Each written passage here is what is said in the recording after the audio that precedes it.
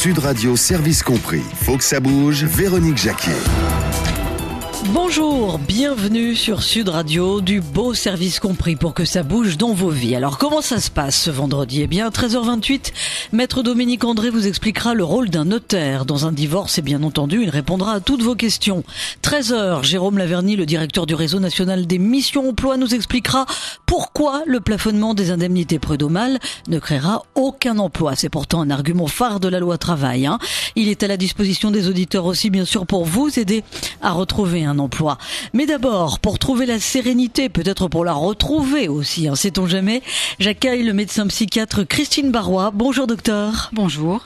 Pas besoin d'être tibétain pour méditer. C'est un très joli titre qui résume bien les choses. Ça veut dire effectivement que la méditation est accessible et vous allez nous enseigner quelques exercices pour comprendre comment pratiquer la méditation. Pas besoin d'être tibétain pour méditer, c'est le titre de votre ouvrage publié chez Solar Éditions. Un ouvrage extrêmement riche, extrêmement complet. On n'aura malheureusement pas le temps de tout parler, mais on va commencer par le commencement. Vous êtes une spécialiste du stress, de l'anxiété, de la dépression. Et vous avez eu la bonne idée, il y a quelques mois, plus que quelques semaines, d'ouvrir un bar à méditation dans Paris. Alors ça peut donner des idées d'ailleurs, tiens, à ceux qui nous écoutent. Qu'est-ce qu'un bar à méditation ? Comment ça se passe ?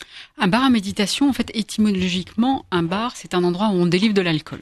Et puis, il y a eu des dérives maintenant, il y a les bars à ongles, les bars à sourcils, les bars à sieste, où on peut finalement avoir juste le produit. Donc, c'est comme ça qu'est venue l'idée. Et aussi, dans un bar, il y a un échange. Donc, c'est ça l'intérêt. C'est un endroit où on peut suivre une séance de méditation et aussi qui est suivi d'un échange sur l'expérience. Comment était l'exercice ? Alors, j'ai vu que c'était 15 € la séance de 30 minutes. Donc, en fait, quelque part, c'est pour prendre goût à la méditation. Qu'est-ce que les gens comprennent ? Qu'est-ce qu'ils lâchent finalement quand ils sortent du bar à méditation ? En fait, c'est pour apprendre. Vraiment, on se dit, notre métier, c'est d'apprendre aux personnes à méditer. Si vous voulez, on peut apprendre tout seul. On peut apprendre, comme courir. On peut apprendre avec votre livre. Voilà, pas besoin d'être tibétain pour méditer. Mais si vous voulez, quand on apprend quelque chose avec un guide, on va toujours forcément un peu plus loin. C'est-à-dire qu'on peut apprendre à courir, on peut courir tout seul. Sauf qu'on peut aussi se dire, j'ai envie d'avoir un coach pour qu'il me dise comment trouver les bonnes chaussures, le bon rythme, etc. Et alors, qu'apprend-on et comment apprend-on à méditer tout d'abord en une demi-heure ? Alors, c'est vraiment une sensibilisation forcément pour une demi-heure pour que les personnes aient envie de répéter. La méditation, c'est vraiment un entraînement tous les jours, un petit peu, tous les jours, un petit peu. L'idée, si vous voulez, c'est de se dire, on va s'appuyer sur des exercices d'attention. Donc, je fais attention à différentes parties de mon corps, je fais attention à la respiration, je fais attention aux sons qui m'entourent, de sorte que, pendant que je fais attention, je suis moins dans mon esprit. Je suis moins en mode ici alors, ou en mode je rumine. Et de cette manière-là, donc ce qu'on muscle comme compétence, c'est la flexibilité mentale. Donc plus je suis ici, moins je suis ailleurs. Et surtout, plus je suis ici, plus aussi, la deuxième partie de la méditation, c'est que j'apprends à être dans une attention soutenue, c'est-à-dire que je suis en train de me rendre compte des pensées qui m'assaillent. Donc c'est toujours la to-do list, c'est les cours pour le dîner de ce soir, la révision de la voiture, peut-être les choses... Arrêter le bavardage mental. Voilà. Déjà prendre conscience d'ailleurs de ce bavardage et de l'envahissement de ce bavardage. De ce bavardage, parce que l'attention, elle peut pas être à deux endroits différents. Donc si mon attention, elle est ici et maintenant, du coup, je suis un peu moins ailleurs. Donc c'est cette compétence, comme je vous dis, flexibilité, et ensuite attention soutenue, c'est-à-dire métacognition. Je suis en train de me regarder penser.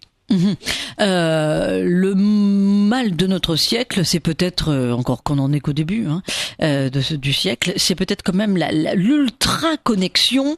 Est-ce que quand on arrive dans votre bar ou est-ce qu'on arrive en consultation, la première des choses, c'est arrêter avec Facebook, arrêter d'être tout le temps sur le téléphone, arrêter d'être trop informé.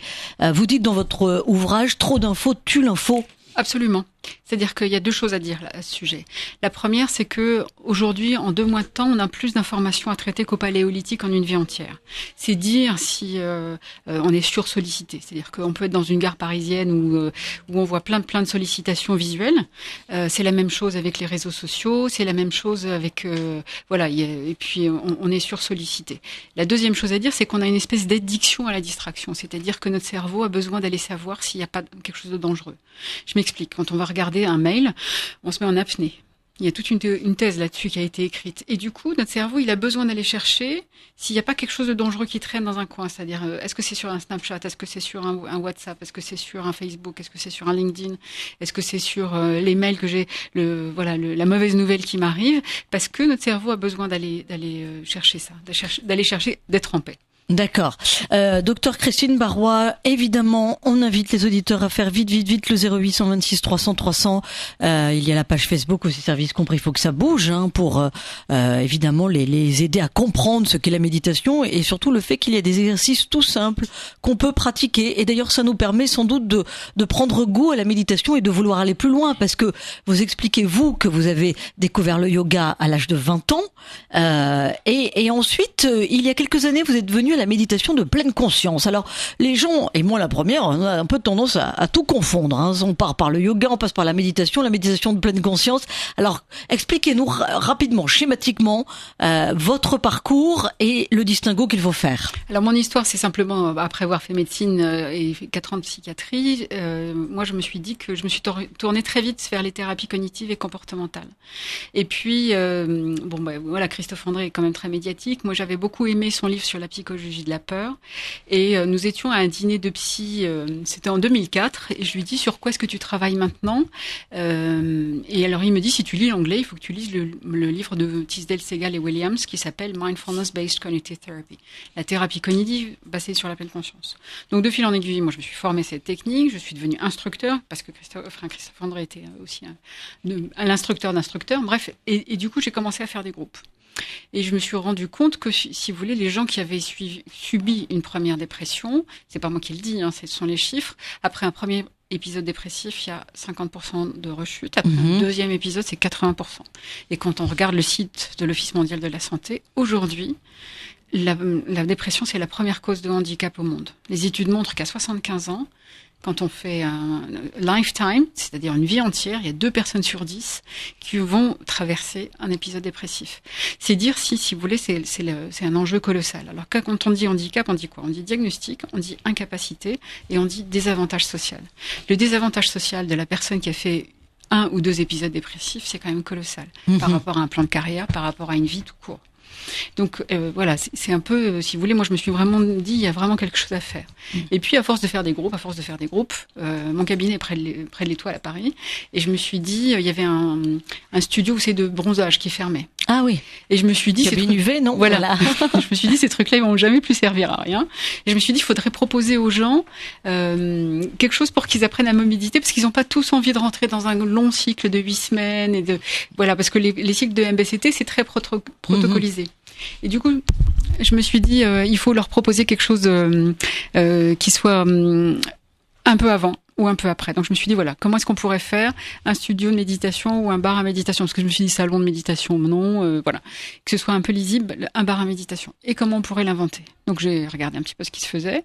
Et puis je me suis dit, bon voilà, ça n'existe pas en France de cette manière-là. C'est-à-dire offrir de manière quotidienne 9 créneaux par jour où les gens pourraient pousser la porte et se dire, je vais apprendre à méditer ou je vais pratiquer. Vous êtes une spécialiste du stress. Est-ce que quand dans votre ouvrage ou dans l'exercice de votre profession, vous nous dites comment apprendre à méditer, le b.a.-ba de la méditation, c'est avant tout d'apprendre à chasser son stress?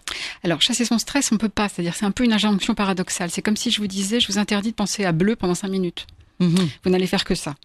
En revanche, c'est vous qui allez décider petit à petit de là où vous allez mettre le projecteur de votre attention. Et dès lors que vous mettez votre attention plus sur différentes parties de votre corps, du coup, vous êtes moins dans le mental.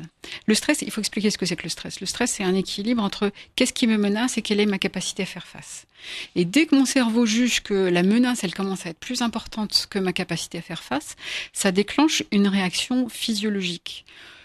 Qui est c'est notre système nerveux autonome qui fait le travail. C'est-à-dire que vous respirez et vous digérez et votre cœur bat sans que vous le décidiez. C'est la même chose avec le stress. Donc le stress, ça peut être le stress agréable. Vous savez, dans les écoles de commerce, on disait dans les années 80 qu'il fallait stresser les gens qui avaient le bon stress. Ça, c'est une vraie arnaque. C'est vraiment pas durable. C'est-à-dire que le stress prolongé, ça enclenche du cortisol et le cortisol, c'est abîme. Donc, qu'est-ce qu'on peut dire ? On peut dire, voilà, si j'ai dans ma démarche envie de prendre soin de moi, effectivement, je vais baisser mon stress. Alors, dans ce sens-là, oui, mais pas sur commande. C'est-à-dire que c'est parce que je m'entraîne à faire autre chose que je vais avoir moins de stress.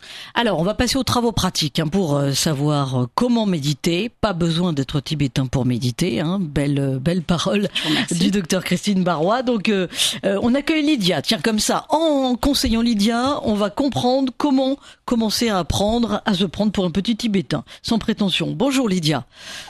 Bonjour Véronique, bonjour à tous. Alors oui, effectivement, là j'écoutais ce que vous disiez. Moi, je suis plutôt de nature anxieuse.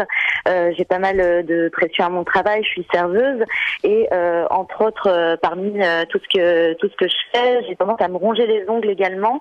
Et je connais pas bien du tout la méditation. Et c'est vrai que ça pourrait être peut-être un bon moyen pour moi, une sorte d'exutoire. Et je voulais savoir comment on commence la méditation quand on n'en a jamais fait. Alors, pour commencer la méditation, souvent, il faut les premières étapes, si vous voulez, c'est de se rendre compte de la progressivité. C'est-à-dire qu'effectivement, on est tout le temps en pilote automatique, on est tout le temps en train de penser à 5 choses à la fois, si c'est pas 10, si c'est pas 15. Et la première étape, ce serait de vous prêter aux exercices de body scan, par exemple. Il y a des pistes audio qu'on peut trouver sur Internet. Moi, je vous conseille. Sinon, il y a des applications qui sont très bien. Des applications françaises, il y en a 3 ou 4 qui sont comme par exemple Petit Bambou, Zenfi, Mind, qui vous proposent des exercices guidés. Et là, il y a une voix qui vous dit, asseyez-vous, tenez dans une certaine posture ou au contraire allongé pour un body scan et qui vous aide à diriger votre attention à différentes parties du corps. Et comme ça, vous vous rendez compte qu'effectivement, votre attention, elle peut pas être à 2 endroits différents. Mais comment, pour aller plus loin avec la question de Lydia, comment entre-t-on en méditation, c'est-à-dire, ok, on lâche le mental, c'est facile à dire, c'est pas facile à faire. Ensuite, on apprend à respirer. Là encore, c'est facile à dire, c'est pas facile à faire. Donc, quel conseil vous pouvez donner ? C'est vraiment s'y mettre tout simplement, se dire, voilà, j'ai 10 minutes pour moi tous les jours. Moi, je dis, c'est comme se brosser les dents, c'est-à-dire que c'est pas le jour où on a une carie qu'on se brosse les dents, c'est tous les jours un petit peu pour pas en avoir. La méditation, c'est pareil. Et c'est surtout aussi la pleine conscience, c'est-à-dire que même pendant que vous travaillez, vous pouvez aussi vous dire, tiens, mais comment est-ce que je sais que je suis en train de tenir mon plateau, que je suis debout, ou c'est faire un petit mixte des deux, si vous voulez. Il y a des exercices qu'on dit de pratique formelle, c'est-à-dire s'asseoir, se donner du temps et faire l'exercice, et puis de manière informelle, se dire, je vais être le plus possible en pleine conscience, c'est-à-dire encore une fois, là, ici, maintenant. C'est-à-dire que même quand on est sous la douche, on est déjà dans le parking ou dans sa voiture en train de faire, ou devant l'école à conduire ses enfants. Alors que si je me dis, je me remets dans le présent et j'essaye d'être juste là dans le présent, physiologiquement, comme vous le disiez, mon stress va un peu diminuer. Du coup, toute l'activation neurovégétative aussi. Oui, Lydia, vous dites que vous êtes stressée, vous pensez à méditer. Alors je reviens à une question que je posais au docteur Barrois, parce que vous avez le sentiment que ça calmerait votre stress ou que vous arriveriez à le réguler ? Oui, au moins pour réguler le stress, parce que c'est vrai que j'ai essayé quelques petites choses. Alors c'est pas vraiment de la méditation, mais essayer de m'allonger avant de dormir et réfléchir un peu à ma journée. Je suis fumeuse, donc ça détend aussi un peu ce genre de choses. Mais c'est vrai que j'aurais bien aimé me lancer dans la méditation. Et là, vous parliez d'applications et j'aurais aimé savoir si ces applications étaient payantes ou est-ce qu'on en trouve gratuitement. Alors, il y a pour la plupart, les 10 premières pistes sont gratuites. Après ça, c'est payant. Mais franchement, l'abonnement, puisque vous êtes fumeuse, moi, je me dis, c'est le prix d'un paquet de clopes par mois. Donc, c'est vraiment le comparatif que je fais. Donc, effectivement, oui, mais ça doit être de 7 ou 8 euros par mois ou quelque chose comme ça. Donc, c'est vraiment le prix d'un paquet de cigarettes. Voilà, c'est pas. Après, on peut plus s'en passer, de toute façon, j'imagine, quand on a commencé à aller sur l'application et parce que vous dites dans votre ouvrage, ouvrage, à partir du moment où on commence à méditer, ce qui est important, c'est de ressentir une forme de progressivité. Hein, c'est ça aussi. Oui, mais enfin, il faut pas trop se mettre de challenge. C'est-à-dire que plus on s'en met et moins on a de résultats. Comme je vous disais, c'est toujours une espèce d'injonction. En revanche, se dire, voilà, aujourd'hui, c'est l'expérience du jour. Aujourd'hui, j'en ai plein la tête. J'ai plein de trucs. Il y a des trucs familiaux, il y a des trucs perso, et en plus, des trucs pour de mes transports en commun qui sont pas bien passés. Donc, voilà, il y a des jours où, finalement, le mental, il a du mal à se poser. Puis d'autres où il y arrive très bien, le mental, à se poser dans l'instant présent et dans la respiration. Donc, ça dépend. Il faut pas se blâmer de pas, on n'a pas un bon exercice, on n'a pas réussi la méditation. On est juste une expérience. Et quand on parle d'apprendre à respirer, hein, ça va vous aider, Lydia, vous allez voir. Quand on parle d'apprendre à respirer pour méditer, hein, pour être dans le b.a.-ba de la méditation, qu'est-ce que ça veut dire? Parce que pour bon nombre d'auditeurs de Sud Radio, c'est pas quelque chose de concret. Ils ont l'impression de bien respirer, sans doute. Alors, peut-être que c'est je me suis mal expliquée, parce que c'est pas apprendre à respirer, c'est apprendre à observer sa respiration telle qu'elle est. D'accord. C'est-à-dire que si je vous dis, par exemple, observez l'air au bord de vos narines à l'inspiration, vous êtes obligé de couper. Vous pouvez plus me parler. Vous voyez ce que je veux dire si je vous dis, d'accord. Si je vous dis observez l'air frais qui entre dans vos narines ou dans votre gorge, là c'est pareil, vous êtes obligé de couper. C'est-à-dire on est obligé de basculer en mode qu'est-ce que je suis en train de faire à qu'est-ce que je suis en train de percevoir. La même chose si je vous dis comment est-ce que vous savez que vous êtes assis sur ce fauteuil. Là aussi, on est obligé de s'intérioriser. Donc, c'est ces petits exercices-là de s'intérioriser petit à petit qui font qu'on va sortir du mental, de la représentation, de ce qu'on est en train de faire et des auditeurs, etc. Mais la respiration en soi, le côté physique de la respiration ventrale ne joue pas un rôle en particulier?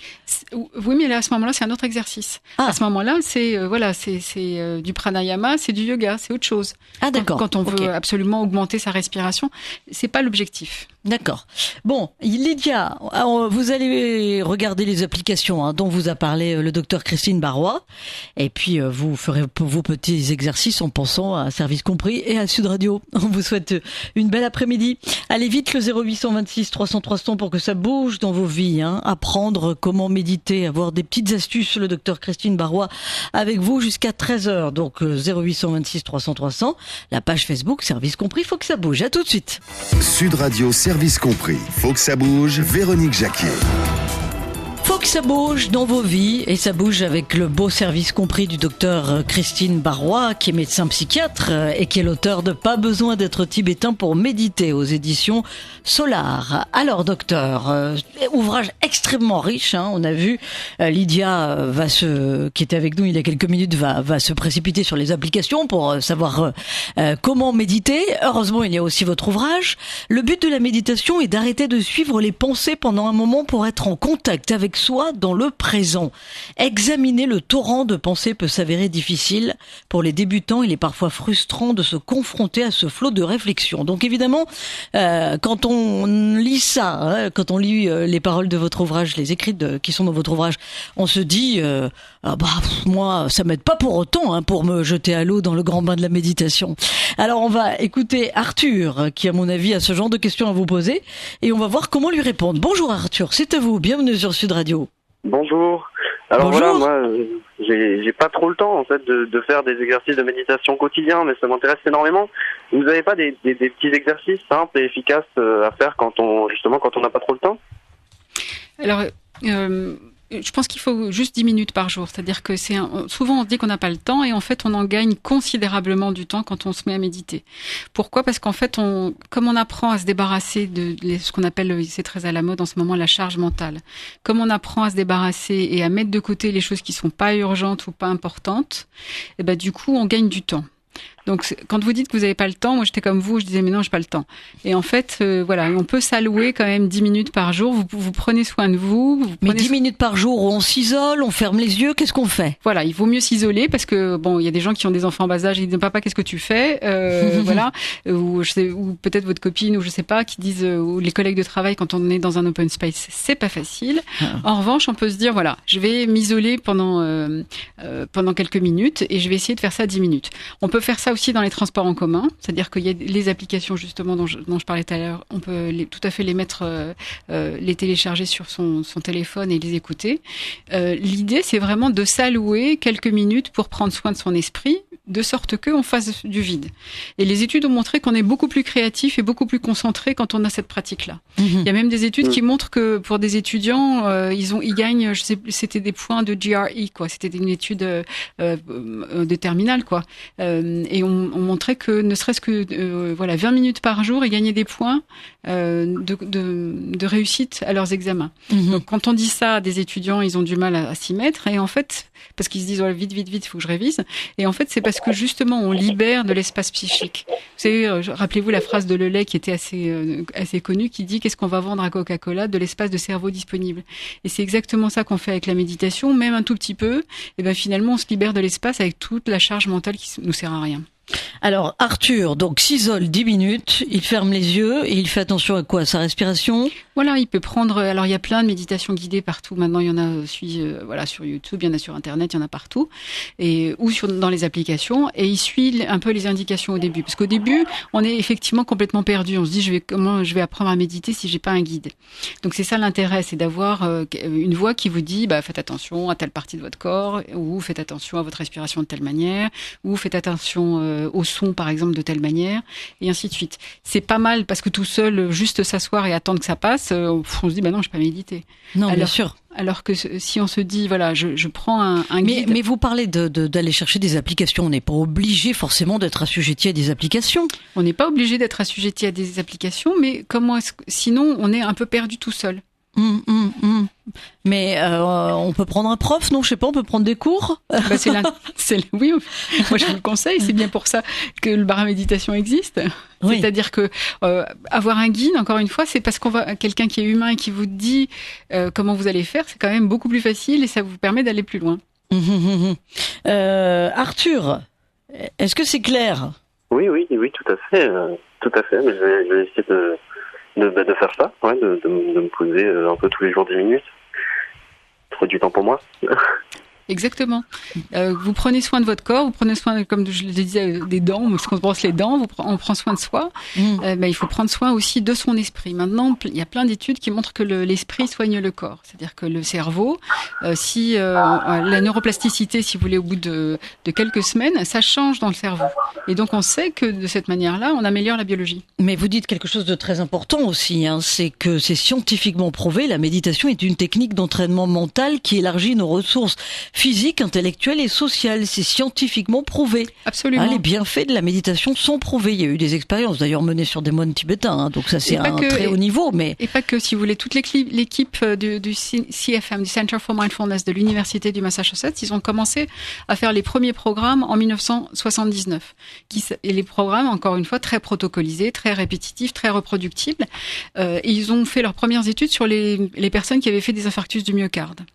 Et ils se sont rendus compte que c'était des gens qui étaient super stressés. Et souvent, quand on a fait un infarctus du myocarde, le risque cardiovasculaire, c'est de faire un AVC. Et on s'est rendu compte que les gens qui avaient suivi ces programmes, ils avaient déjà moins de tension artérielle, moins de risque de cardiovasculaire. Ensuite, on a observé sur le diabète, ensuite sur l'immunité, ensuite sur le vieillissement, ensuite sur les douleurs. Enfin, il y a plein de choses, plein d'études qui ont montré l'intérêt de ces techniques pour diminuer tout ce que notre système nerveux autonome fait quand il est stressé. Donc là, on a pu baisser tous ces indicateurs biologiques. Alors, on accueille Paola. Bonjour, Paola. Bonjour à tous. Moi, vous appelle parce que j'ai un fils de 7 ans qui est assez agité et assez surexcité. Et je me disais que peut-être la médiation pouvait être une bonne idée pour essayer de le calmer. Mais je voulais savoir s'il y avait un âge à avoir, une certaine maturité à avoir, ou s'il existait des exercices pour les enfants, et savoir ce que je pouvais lui faire, lui trouver des petits moments pour l'aider à méditer et peut-être essayer de le calmer, et savoir si c'est une bonne solution. Absolument, c'est des choses qui s'apprennent, c'est-à-dire que pour quelle raison est-ce qu'il est comme ça, à la limite, c'est pas ça le sujet. Le sujet, c'est que vous puissiez lui dire, par rapport à des enfants de ton âge, il faudra que tu puisses te calmer davantage, et donc on va essayer de faire des exercices ensemble pour ça. Alors il y a un ouvrage qui a fait vraiment un carton en France qui s'appelle Calme et attentif comme une grenouille. Oui, gros succès, oui. Un gros succès, et donc vous pourriez là aussi trouver des pistes.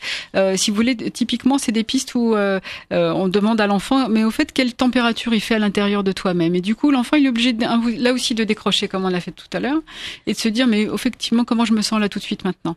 Et on lui apprend comme ça des petites choses. Et puis, vous pouvez, bon, évidemment, on essaye de faire diversion, puisque plutôt qu'il porte son attention sur ce qu'il surexcite, essayez de l'aider à porter son attention sur autre chose, c'est-à-dire sur différentes parties de son corps.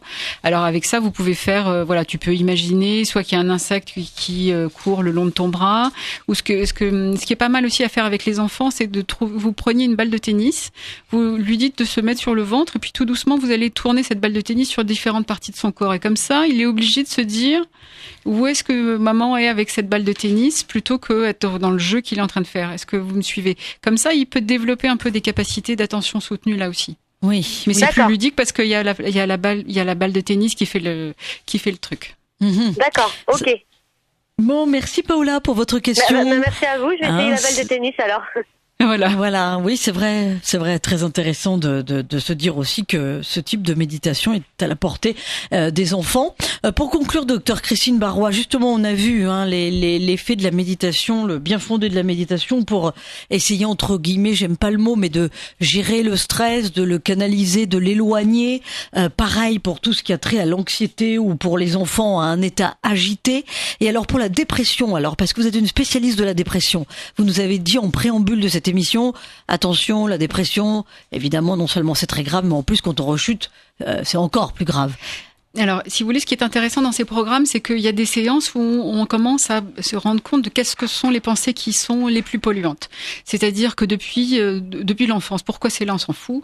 C'est de savoir, c'est que on a toujours Madame Parfaite qui veut, il faut que tout soit parfait. Donc il y a Monsieur Parfait aussi, il faut être le premier de la classe. Il y a la pensée qui nous dit que je suis un imposteur. Il y a celle qui nous dit dépêche-toi vite. Et ensuite celle qui nous dit il faut que tu m'aimes, c'est-à-dire se faire aimer des autres. Ouais. Donc du coup, la méditation, de toute façon, arrive aussi à juguler quelque part ces pensées polluantes, comme vous dites, ces pensées néfastes, et c'est le début peut-être pour enclencher quelque chose et arriver à guérir d'une dépression. Il faudrait qu'on en reparle. Rien que sur la dépression, il faudrait faire une émission, Christine Barrois. Absolument. Merci beaucoup d'être venue nous parler de pas besoin d'être tibétain pour méditer. On a bien compris que c'était très simple avec vous. C'est chez Solar Édition pour en savoir plus. À tout de suite.